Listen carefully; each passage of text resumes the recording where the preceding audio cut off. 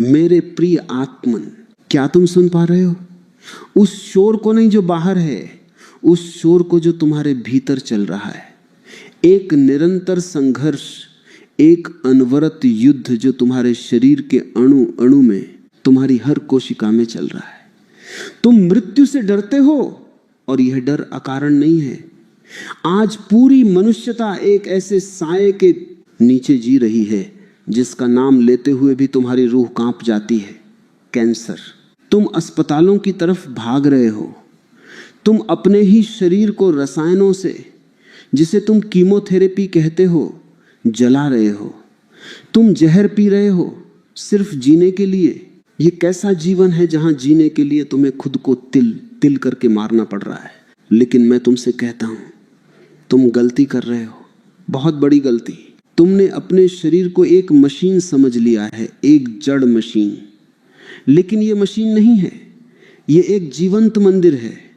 और प्रकृति ने, उस विराट अस्तित्व ने तुम्हें इस धरती पर बिना किसी सुरक्षा कवच के नहीं भेजा है। तुम्हारे भीतर ही, ठीक तुम्हारी नाभि के पीछे, तुम्हारे पेट की गहराइयों में एक मृत्यु बैठी है जो तुम्हें जीवन दे सकती है। ये विरोधाभास लगता है ना, कि मृत्यु जीवन कैसे दे सकती है, लेकिन यही सत्य है। तुम्हारे भीतर एक ऐसी व्यवस्था है, एक ऐसी सुप्त शक्ति है जो अगर जाग जाए तो वह कैंसर की सड़ी गली कोशिकाओं को, उन बीमार हिस्सों को जो तुम्हारे शरीर पर बोझ बन गए हैं, उन्हें अपना भोजन बना लेगी। विज्ञान को वहां पहुंचने में 5000 साल लग गए, जहां तुम्हारे पूर्वज, वे नंगे फकीर, वे ऋषि मुनि पहले से आंखें बंद करके बैठे थे। अभी बस कुछ ही वर्ष पहले 2016 में दुनिया चौंक गई। जापान के एक वैज्ञानिक को नोबेल पुरस्कार मिला। किस लिए? उसने एक शब्द खोजा, ऑटोफैगी। पश्चिम के लिए यह नया शब्द है। वे तालियां बजा रहे हैं, लेकिन पूरब का आदमी हंस रहा है, क्योंकि जिसे वे आज ऑटोफैगी कह रहे हैं, उसे हजारों सालों से इस देश की मिट्टी ने, यहाँ के ऋषियों ने एकादशी कहा है, लंघन कहा है, उपवास कहा है। आज मैं तुम्हें उसी उपवास का, उसी लंघन का विज्ञान समझाऊंगा। धर्म नहीं, मैं तुम्हें पूजा पाठ सिखाने नहीं आया हूं, मैं तुम्हें शुद्ध विज्ञान समझाने आया हूं। वह विज्ञान जो तुम्हारे शरीर के भीतर लिखा हुआ है, लेकिन तुम उसे पढ़ नहीं पा रहे, क्योंकि तुम्हारी आंखों पर भोजन की परत चढ़ गई है। तैयार हो जाओ अपने भीतर के उस चिकित्सक से मिलने के लिए, जिसे तुमने भोजन के ढेर के नीचे दबाकर मार डाला है। तुम्हें समझना होगा कि समस्या क्या है, तुम बीमार क्यों हो। क्या तुमने कभी सोचा है कि जंगल का जानवर कभी अस्पताल क्यों नहीं जाता? जब एक शेर बीमार होता है या एक कुत्ता भी बीमार होता है, तो वह सबसे पहला काम क्या करता है? क्या वो डॉक्टर के पास भागता है? नहीं, वह भोजन करना बंद कर देता है। वह किसी गुफा में, किसी अंधेरे कोने में जाकर बैठ जाता है।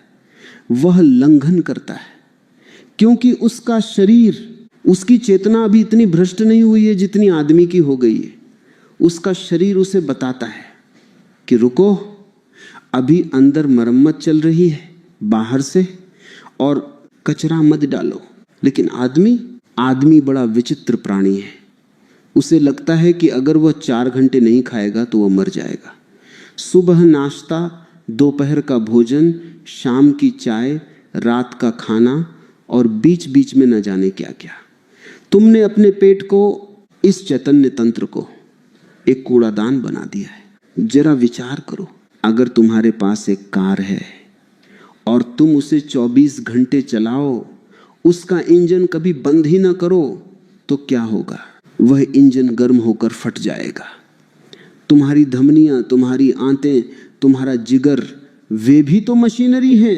वे थक गए हैं, वे चिल्ला रहे हैं, लेकिन तुम उनकी आवाज नहीं सुनते। तुम बस स्वाद के पीछे पागल हो, और इसी पागलपन का परिणाम है रोग। जब शरीर थक जाता है, जब वह कचरे को बाहर फेंकने में असमर्थ हो जाता है, तो वह कचरा भीतर ही सड़ने लगता है, और उसी सड़न का, उसी विकृति का नाम है कैंसर। कैंसर कोई बाहर से आया हुआ हमलावर नहीं है। ये कोई जीवाणु नहीं है जो हवा में उड़ रहा था। और तुम्हारे अंदर घुस गया। नहीं, कैंसर तुम्हारी अपनी ही कोशिका है जो पागल हो गई है, वह बागी हो गई है। और वह बागी क्यों हुई? क्योंकि तुमने उसे विश्राम नहीं दिया। तुमने उसे इतना प्रताड़ित किया है भोजन ठूस ठूस कर कि अब वह आत्महत्या करने के बजाय तुम्हें मारने पर उतारू हो गई। विज्ञान ने, विशेषकर उस जापानी वैज्ञानिक योशिनोरी ओसुमी ने जो खोजा है उसे बहुत ध्यान से समझो। ये तुम्हारी जिंदगी बदल सकता है। उन्होंने देखा कि जब शरीर को भोजन नहीं मिलता, जब तुम 12 घंटे, 14 घंटे या 16 घंटे तक अपने पेट में कुछ नहीं डालते, तो शरीर के भीतर एक चमत्कार घटना शुरू होता है। जब बाहर से ऊर्जा आनी बंद हो जाती है तो शरीर को भूख लगती है। ये भूख क्या है? ये शरीर की मांग है। लेकिन जब तुम उसे भोजन नहीं देते तो शरीर क्या करेगा? क्या वह मर जाएगा? नहीं, शरीर बहुत बुद्धिमान है। अस्तित्व ने इसे अरबों वर्षों में विकसित किया है। जब बाहर से ग्लूकोज नहीं मिलता तो शरीर अपनी ही जेबें टटोलना शुरू करता है। शरीर देखता है कि भीतर क्या पड़ा है जिसका उपयोग किया जा सके, और उसे क्या मिलता है? तुम्हारे भीतर जमा हुआ पुराना कचरा, टूटी फूटी कोशिकाएं, वे प्रोटीन्स जो अब काम के नहीं रहे, वे सेल्स जो बूढ़े हो चुके हैं लेकिन जगह घेर कर बैठे हैं, और ध्यान देना वे कोशिकाएं जो कैंसर में बदल सकती हैं या बदल चुकी हैं। भूख से तड़पता हुआ शरीर इन बेकार चीजों को, इस कचरे को खाना शुरू कर देता है। इसी प्रक्रिया को विज्ञान ने नाम दिया है ऑटोफैगी। ऑटो का अर्थ है स्वयं और फैगी का अर्थ है खाना, खुद को खाना। सुनने में यह डरावना लग सकता है। तुम सोचोगे क्या मेरा शरीर मुझे ही खा जाएगा? नहीं, शरीर तुम्हें नहीं खा रहा, शरीर तुम्हारे भीतर के रोग को खा रहा है। ये ऐसा ही है जैसे तुम्हारे घर में पुराना कबाड़ पड़ा हो और तुम सर्दी में उसे जलाकर ताप लो। कबाड़ भी गया और घर भी गर्म हो गया। जब तुम उपवास करते हो तो तुम्हारा शरीर एक भट्टी बन जाता है। उस भट्टी में तुम्हारे रोग जलते हैं। वह कमजोर कोशिकाओं को तोड़कर उनसे नया प्रोटीन बनाता है। इसे कहते हैं सेल्यूलर रिसाइकलिंग, पुनर्चक्रण। जरा सोचो कितनी अद्भुत व्यवस्था है। भोजन नहीं मिला तो शरीर ने घर की सफाई शुरू कर दी। उसने चुन चुन कर उन तत्वों को नष्ट कर दिया जो तुम्हारे लिए खतरनाक थे। अगर तुम नियमित रूप से उपवास करते तो कैंसर की पहली कोशिका पनपते ही शरीर उसे खाकर हजम कर जाता है, उसे बढ़ने का मौका ही नहीं मिलता। लेकिन आज की स्थिति क्या है? आज लोग डरे हुए हैं। डॉक्टर कहते हैं मरीज कमजोर हो जाएगा, उसे खिलाते रहो, और मरीज खा रहा है, वो ग्लूकोज पी रहा है, और उसे ये पता ही नहीं कि कैंसर की कोशिकाएं सबसे ज्यादा किसे पसंद करती हैं। उन्हें चीनी चाहिए, उन्हें ग्लूकोज चाहिए। चीनी कैंसर का सबसे पसंदीदा भोजन है। जब तुम उपवास नहीं करते, जब तुम हर 2 घंटे में कुछ मीठा या कुछ अन्न खाते हो, तो तुम अपने शरीर में ग्लूकोज की बाढ़ ला देते हो। तुम्हारा इंसुलिन हमेशा चढ़ा रहता है। कैंसर की कोशिकाएं दावत उड़ाती हैं। वे कहती हैं और लाओ और खाओ। तुम जितना खाते हो तुम्हारा कैंसर उतना ही मजबूत होता है। तुम अपने ही दुश्मन को गोला बारूद सप्लाई कर रहे हो। यह एक चक्रव्यूह है, एक ऐसा जाल जिसमें आधुनिक मनुष्य बुरी तरह फंस चुका है। तुम्हें लगता है भूख लग रही है, लेकिन वह भूख नहीं है, वह तुम्हारे रक्त में नाचती हुई शर्करा की मांग है। यह एक नशा है। जैसे शराबी को शराब चाहिए, वैसे ही तुम्हारे शरीर को कार्बोहाइड्रेट चाहिए। और जब तक तुम इस नशे को नहीं तोड़ोगे, तब तक तुम उस ऑटोफैगी की प्रक्रिया को, उस दिव्य सफाई अभियान को शुरू नहीं कर पाओगे। तुम्हारे भीतर का वह पैकमैन, वह सफाई करने वाला योद्धा सो रहा है, वो बेहोश पड़ा है, क्योंकि तुमने उसे कभी जागने का मौका ही नहीं दिया। जैसे ही वह जागने की कोशिश करता है, तुम ऊपर से समोसा, कचौड़ी या बिस्किट डाल देते हो। वह फिर सो जाता है। वह सोचता है मालिक को सफाई नहीं चाहिए, मालिक को कचरा जमा करना है, और ये कचरा जमता जाता है। साल दर साल धमनियों में ब्लॉकेज के रूप में, गुर्दों में पथरी के रूप में, और अंततः किसी अंग में ट्यूमर के रूप में। फिर तुम रोते हो, फिर तुम मंदिर जाते हो, तुम प्रार्थना करते हो, लेकिन तुम उस बुनियादी नियम को नहीं समझते जो प्रकृति ने बनाया है। लंघनम परम औषधम, आयुर्वेद ने हजारों साल पहले घोषणा कर दी थी। लंघन यानी उपवास ही परम औषधि। लेकिन तुमने उस ज्ञान को दकियानुसी कहकर ठुकरा दिया। तुमने कहा यह तो पुराने जमाने की बात है। अब जब वही बात नोबेल पुरस्कार का ठप्पा लगा कर आती है तो तुम झुक जाते हो। यही मनुष्य के अहंकार की विडंबना है। उसे सत्य नहीं चाहिए, उसे सत्य पर लगी हुई मुहर चाहिए। लेकिन समझो, गहराई में उतरो। केवल खाना बंद कर देने से बात नहीं बनेगी। यह कोई यांत्रिक प्रक्रिया नहीं है कि बस खाना छोड़ दिया और काम हो गया। इसके पीछे एक गहरा विज्ञान है, एक लय है। तुम देखते हो पूरा ब्रह्मांड एक लय में है। सूरज समय पर निकलता है, चांद समय पर आता है, ज्वार भाटा समय पर उठता है। तुम्हारा शरीर भी उस ब्रह्मांड का एक हिस्सा है। तुम अलग थलग नहीं हो। दिक्कत यह है कि तुमने अपने शरीर की घड़ी को दीवार की घड़ी से जोड़ लिया है। दीवार पर 12 बजे तो खाना है, चाहे भूख हो या न हो। यह हिंसा है। शरीर के प्रति हिंसा और अहिंसा का पाठ पढ़ने वाले लोग अपने ही शरीर के साथ इतनी क्रूर हिंसा कर रहे हैं, यह देखकर मुझे आश्चर्य होता है। जब तुम उपवास की अवस्था में प्रवेश करते हो तो पहले कुछ घंटे कठिन होते हैं। क्यों? क्योंकि तुम्हारा मन, तुम्हारा वह चंचल मन जो आदतों का गुलाम है, विद्रोह करता है। वह डराता है। वह कहता है सिर दर्द हो रहा है, चक्कर आ रहे हैं, तुम मर जाओगे। ये विड्रॉल सिम्टम्स हैं। जैसे किसी को हेरोइन की लत हो और उसे हेरोइन न मिले तो वह तड़पता है। वैसे ही तुम्हारी कोशिकाएं जो चीनी की आदी हो चुकी हैं, वे चीखती हैं। लेकिन अगर तुम उस वक्त साक्षी होकर देख सको, अगर तुम उस तड़प को बस देखते रहो और भोजन न करो, तो एक जादू होता है।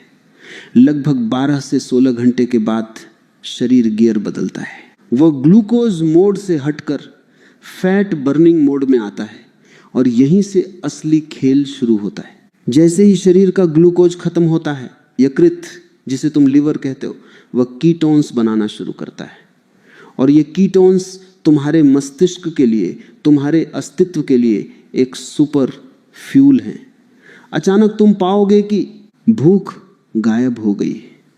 एक अजीब सी स्पष्टता, एक तीक्ष्णता तुम्हारे भीतर जाग रही है। जो धुंधल का छाया रहता था वह छंटने लगता है। यही वह क्षण है जब ऑटोफैगी अपना काम शुरू करती है। वह तुम्हारे शरीर के कोने कोने में झांकती है। कहाँ है वह कोशिका जो ठीक से काम नहीं कर रही? कहाँ है वह प्रोटीन जो मुड़ गया है? कहाँ है वह वायरस जो छिपकर बैठा है? और वह उन सबको ढूंढ कर नष्ट कर देती है। यह एक सर्जिकल स्ट्राइक है, बिना किसी चाकू के, बिना किसी खून खराबे के, कुदरत की अपनी सर्जरी। लोग मुझसे पूछते हैं, ओशो हम तो शाकाहारी हैं, हम तो सात्विक भोजन करते हैं, फिर हमें कैंसर क्यों होता है? मेरे मित्र, जहर सोने के प्याले में पियो या मिट्टी के कुल्हड़ में, वह मारेगा ही। तुम सात्विक भोजन भी अगर 24 घंटे ठूस रहे हो तो वह जहर बन जाता है। अति सर्वत्र वर्जयत। शरीर को खालीपन चाहिए, शून्यता चाहिए। उस शून्यता में ही नवजीवन का अंकुर फूटता है। जब पेट खाली होता है तो ऊर्जा पाचन से हटकर मरम्मत की ओर मुड़ जाती है। तुम्हारे पास सीमित ऊर्जा है, या तो तुम उसे खाना पचाने में लगा दो जो तुम दिन रात करते हो, या फिर उसे शरीर को ठीक करने में, उसे जवान बनाने में लगा दो। चुनाव तुम्हारा है। तुमने देखा होगा जो योगी होते हैं, जो साधक होते हैं, उनके चेहरों पर एक अलग चमक होती है। उनकी उम्र का पता नहीं चलता। क्यों? क्या वे कोई विशेष क्रीम लगाते हैं? नहीं। वे अपनी ऑटोफैगी की प्रक्रिया को सक्रिय रखते हैं। वे कम खाते हैं, वे लंघन करते हैं। लेकिन आधुनिक विज्ञान, यह मेडिकल इंडस्ट्री, यह कभी नहीं चाहेगी कि तुम इस रहस्य को समझो। सोचो, अगर हर कोई उपवास से ठीक होने लगे तो इन बड़े बड़े अस्पतालों का क्या होगा? इन अरबों डॉलर की दवा कंपनियों का क्या होगा? यह एक बहुत बड़ा षड्यंत्र है। तुम्हें बीमार बनाए रखने में ही उनका मुनाफा है। एक स्वस्थ व्यक्ति, एक ऐसा व्यक्ति जो अपनी चिकित्सा खुद कर सकता है, वह बाजार के लिए बेकार है। उससे कोई कमाई नहीं हो सकती, इसलिए वे तुम्हें डराते हैं। भूखे मत रहो, एसिडिटी हो जाएगी, कमजोरी आ जाएगी, और तुम भोले भाले लोग उनकी बातों में आ जाते हो। तुम अपनी शक्ति उन्हें सौंप देते हो। तुम्हें अपनी शक्ति वापस लेनी होगी। तुम्हें अपने शरीर का मालिक फिर से बनना होगा। और इसकी शुरुआत होती है उस भय को त्यागने से कि भोजन के बिना जीवन नहीं है। भोजन केवल ईंधन है, जीवन नहीं। और कभी कभी मशीन की सफाई के लिए ईंधन की सप्लाई रोकनी पड़ती है। अब सवाल ये उठता है कि ये सफाई सबसे बेहतर कब होती है? क्या किसी भी दिन भूखे रह जाने से काम चल जाएगा? विज्ञान कहता है हाँ, कभी भी करो, लाभ होगा। लेकिन ऋषियों का विज्ञान, वह डीप साइंस कुछ और इशारा करता है। उन्होंने सिर्फ उपवास नहीं खोजा, उन्होंने उपवास का सही समय भी खोजा। उन्होंने देखा कि ब्रह्मांड में कुछ ऐसी घड़ियां आती हैं, कुछ ऐसे विशेष दिन आते हैं जब ये सफाई की प्रक्रिया अपनी चरम सीमा पर होती है, जब प्रकृति खुद तुम्हारा साथ देती है। जैसे नदी के प्रवाह की दिशा में तैरना आसान होता है और धारा के विपरीत तैरना मुश्किल, वैसे ही अगर तुम उस विशेष समय पर उपवास करो जब चांद और सूरज की स्थिति तुम्हारे शरीर के जल तत्व को प्रभावित कर रही हो, तो परिणाम 100 गुना नहीं 1000 गुना ज्यादा मिलते हैं। वह समय क्या है? उसे हमारे पूर्वजों ने एकादशी कहा। लेकिन आज एकादशी का अर्थ बस एक धार्मिक कृत्य बनकर रह गया है।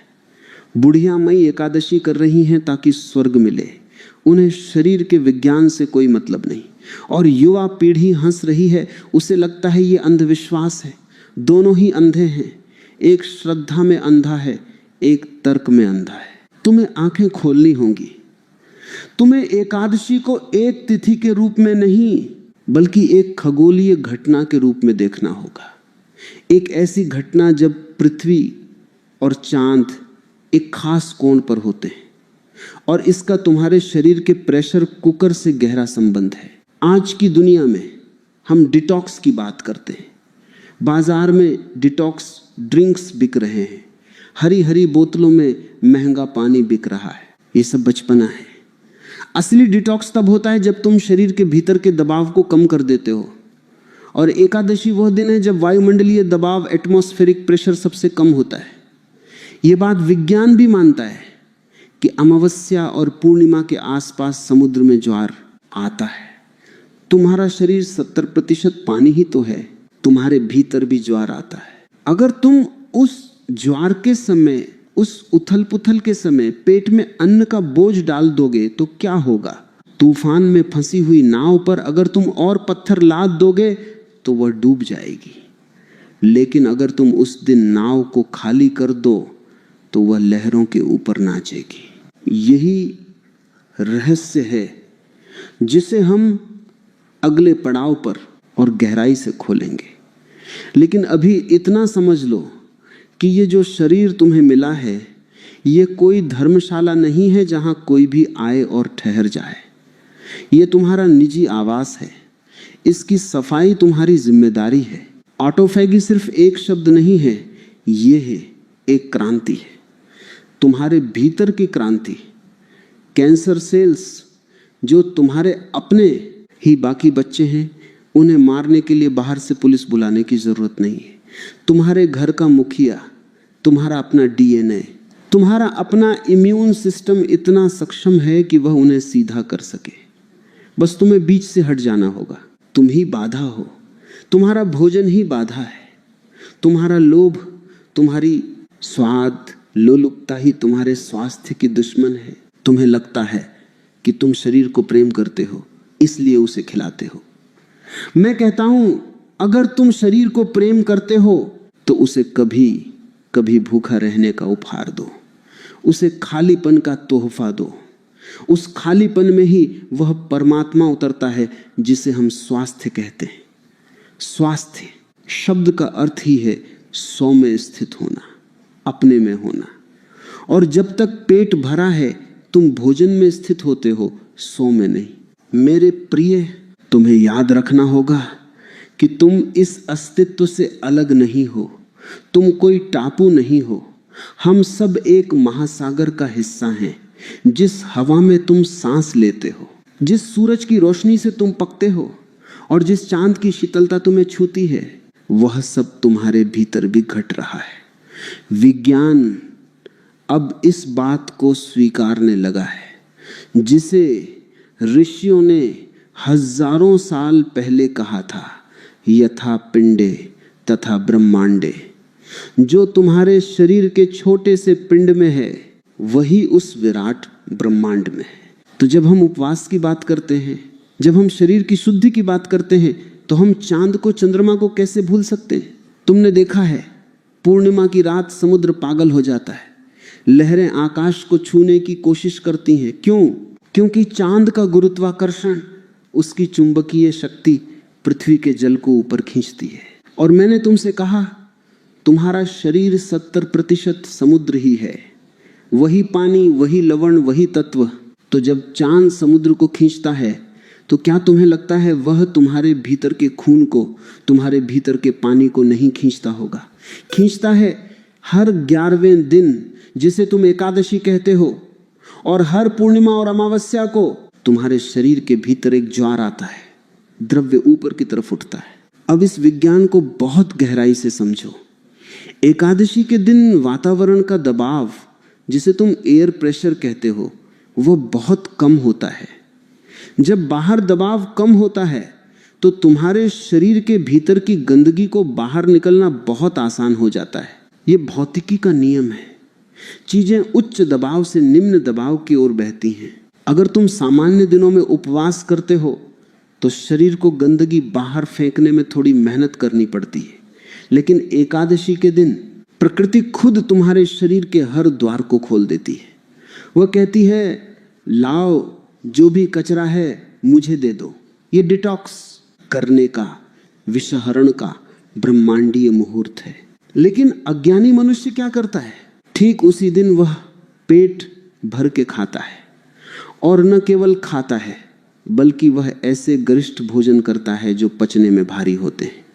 जब तुम उस दिन खाते हो तो तुम शरीर के भीतर एक भारीपन पैदा कर देते हो। बाहर खिंचाव है और भीतर तुम बोझ डाल रहे हो।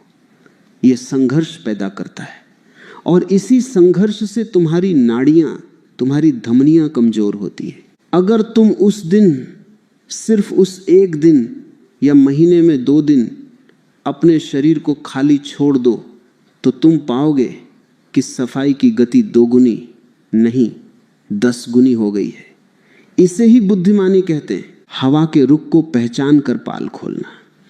अगर हवा पूरब की चल रही है और तुम पश्चिम जाने की जिद कर रहे हो तो तुम थक जाओगे। प्रकृति के साथ बहना ही स्वास्थ्य है, प्रकृति से लड़ना ही रोग है। और जब तुम इस तरह प्रकृति के साथ एक लय में आ जाते हो, जब तुम उस ऑटोफैगी को सक्रिय कर देते हो, तो एक और चमत्कार होता है। उसका नाम है अपोप्टोसिस। यह शब्द थोड़ा कठिन लग सकता है, लेकिन इसका अर्थ बहुत सुंदर है। इसका अर्थ है गिरती हुई पत्तियां। जैसे पतझड़ में वृक्ष अपनी सूखी, पुरानी और बीमार पत्तियों को खुद ही गिरा देता है ताकि वसंत में नई कोपलें फूट सकें, वैसे ही तुम्हारे शरीर में भी यह क्षमता है। इसे विज्ञान कहता है प्रोग्राम्ड सेल डेथ, यानी कोशिका की मृत्यु का एक तय कार्यक्रम। हर कोशिका के भीतर एक कोड लिखा हुआ है। जब वो कोशिका बूढ़ी हो जाती है, या जब वो बीमार हो जाती है, या जब वो बाकी होकर कैंसर बनने की दिशा में मुड़ जाती है, तो शरीर का सिस्टम उसे आदेश देता है, अब तुम्हारे जाने का वक्त आ गया है, आत्महत्या कर लो, मिट जाओ ताकि शरीर बच सके। स्वस्थ शरीर में यह प्रक्रिया हर पल चलती रहती है। हर दिन तुम्हारे भीतर करोड़ों कोशिकाएं मरती हैं और नई पैदा होती हैं। लेकिन जब तुम लगातार खाते रहते हो, जब इंसुलिन की बाढ़ तुम्हारे खून में बहती रहती है, तो ये सिग्नल, ये आदेश उन बीमार कोशिकाओं तक नहीं पहुंच पाता। वे बहरी हो जाती हैं, वे मरने से इनकार कर देती हैं, वे शरीर के भीतर ही जमकर बैठ जाती हैं और अपनी कॉलोनियां बनाने लगती हैं। इसी को तुम ट्यूमर कहते हो। उपवास, और विशेषकर वह उपवास जो सही समय पर किया गया हो, उस संचार व्यवस्था को, उस कम्युनिकेशन लाइन को फिर से चालू कर देता है। जैसे ही तुम खाना बंद करते हो, शरीर की खुफिया पुलिस सक्रिय हो जाती है। वह उन बागी कोशिकाओं के पास जाती है और कहती है तुम्हारा समय समाप्त हुआ। और क्योंकि उस वक्त शरीर को ऊर्जा की जरूरत होती है और बाहर से खाना नहीं आ रहा होता, तो शरीर उन कैंसर सेल्स को तोड़कर उन्हें जलाकर उनसे ऊर्जा ले लेता है। तुम समझ रहे हो? जिसे तुम बीमारी कहते हो, वह असल में शरीर का एक अवरोध है और उपवास उस अवरोध को हटाने का हथौड़ा है। लेकिन यहां एक बहुत बड़ी सावधानी की जरूरत है। आज की दुनिया में उपवास के नाम पर जो पाखंड चल रहा है वह खतरनाक है। लोग कहते हैं आज हमारा उपवास है, और वे क्या खा रहे हैं? वे साबूदाने की खिचड़ी खा रहे हैं, वे आलू तलकर खा रहे हैं, वे मीठे फल खा रहे हैं, वे दूध और मलाई पी रहे हैं। मैं तुमसे कहता हूं ये उपवास नहीं है, ये तो सामान्य दिनों से भी ज्यादा खतरनाक है।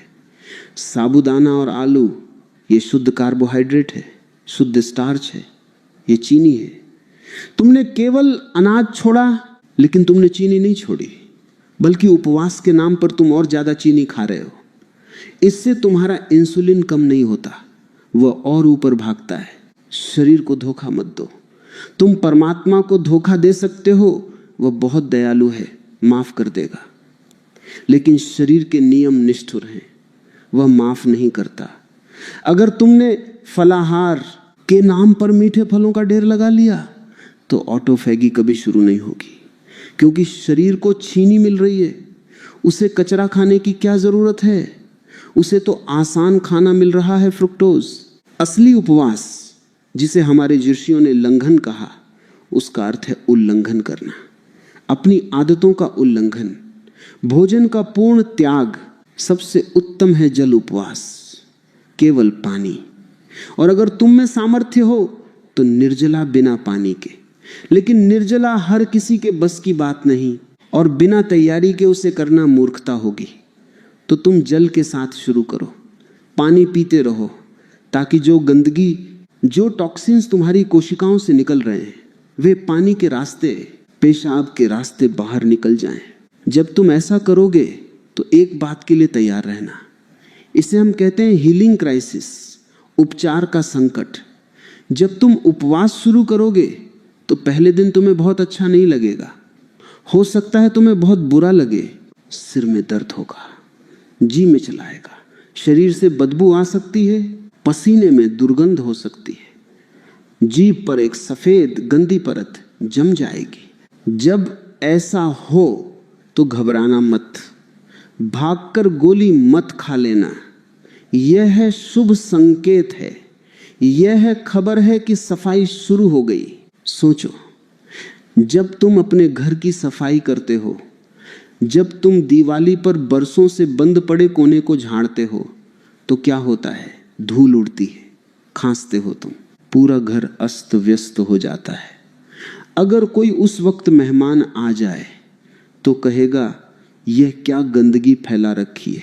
लेकिन तुम जानते हो कि यह गंदगी फैलाई नहीं गई है, यह गंदगी बाहर निकाली जा रही है। थोड़ी देर की तकलीफ है, फिर घर चमक उठेगा। ठीक वैसे ही जब शरीर अपनी कोशिकाओं से वर्षों पुराना जमा हुआ जहर खून में छोड़ता है ताकि उसे गुर्दों के जरिए बाहर फेंका जा सके, तो वह जहर कुछ देर के लिए तुम्हारे खून में घूमता है। वही सिरदर्द का कारण बनता है, वही बेचैनी लाता है। उस वक्त जश्न मनाना, उस वक्त खुश होना कि आहा काम शुरू हो गया, कचरा निकल रहा है। उस वक्त आराम करना, शरीर को काम करने देना। अगर तुम उस वक्त डर गए और तुमने फिर से खाना खा लिया या सिरदर्द की गोली खा ली, तो तुमने सफाई कर्मचारी को काम के बीच में ही रोक दिया। तुमने उस कचरे को वापस भीतर दबा दिया, और वही दबा हुआ कचरा कल बड़ी बीमारी बनकर फूटेगा। तो धैर्य बहुत जरूरी है। ये कोई जादू की छड़ी नहीं है कि आज घुमाई और कल कैंसर गायब। तुमने इस शरीर को 40-50 साल तक बिगाड़ा है। उसे ठीक होने में 40-50 दिन तो दो, उसे थोड़ा समय तो दो। और ये मत सोचना कि ये केवल कैंसर के लिए है, नहीं, ये तुम्हारे पूरे अस्तित्व के लिए है। जब कचरा निकलता है तो केवल शरीर ही शुद्ध नहीं होता, तुम्हारा मन भी शुद्ध होने लगता है। तुम पाओगे कि तुम्हारे विचार कम हो गए हैं, क्रोध कम हो गया है, काम वासना का वह पागलपन कम हो गया है। एक शांति, एक ठहराव तुम्हारे भीतर उतरने लगा है। उपवास केवल शरीर की क्रिया नहीं है, यह एक आध्यात्मिक यात्रा है। अन्नमय कोश से प्राणमय कोश की ओर जाने का द्वार है। तो अब सवाल है, तुम्हें क्या करना है? आज से, अभी से क्या शुरुआत करनी है? क्या मैं तुमसे ये कह रहा हूं कि कल से खाना पीना छोड़कर जंगल चले जाओ? नहीं, अति की तरफ मत भागना। मध्य मार्ग ही स्वर्ण मार्ग है। शुरुआत करो अंतराल से, गैप से। आज आदमी का मुंह हर वक्त चलता रहता है, जैसे जुगाली करता हुआ जानवर। इसे बंद करो, नियम बनाओ, कड़ा नियम। मैं दिन में केवल 2 बार भोजन करूंगा, या मैं 8 घंटे के भीतर ही भोजन करूंगा और बाकी 16 घंटे मेरा शरीर उपवास पर रहेगा। इसे आज की भाषा में इंटरमिटेंट फास्टिंग कहते हैं। लेकिन यह वही पुराना दृश्य ज्ञान है। सूर्यास्त के बाद भोजन न करना यह जैनियों का और पुराने समय में हर भारतीय का नियम था। क्यों? क्योंकि सूर्य डूबने के बाद तुम्हारी जठराग्नि, तुम्हारी पाचन की आग मंद पड़ जाती है। अगर तुम रात को देर से खाओगे तो वह पचेगा नहीं, सड़ेगा। तो पहली बात, सूरज ढलने के बाद भोजन बंद, और अगली सुबह जब तक कड़ी भूख न लगे तब तक भोजन नहीं। अगर तुम सिर्फ इतना कर लो तो तुम अपने शरीर को रोज 14 से 16 घंटे का समय दे दोगे सफाई के लिए।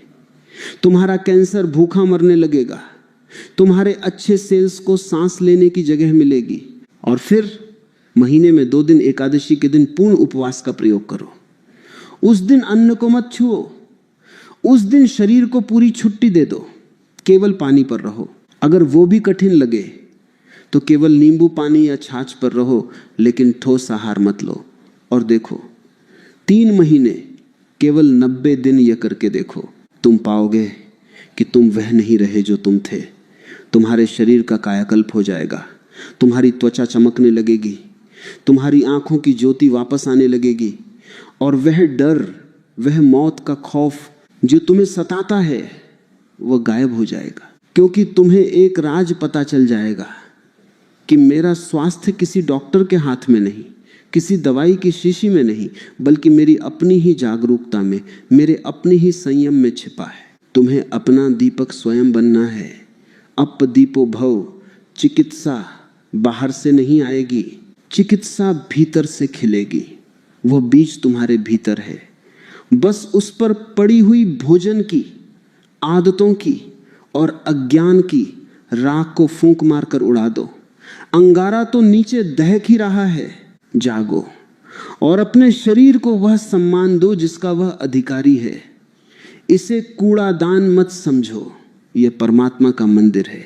और मंदिर की पवित्रता बनाए रखना पुजारी का यानी तुम्हारा पहला धर्म है। आज इतना ही।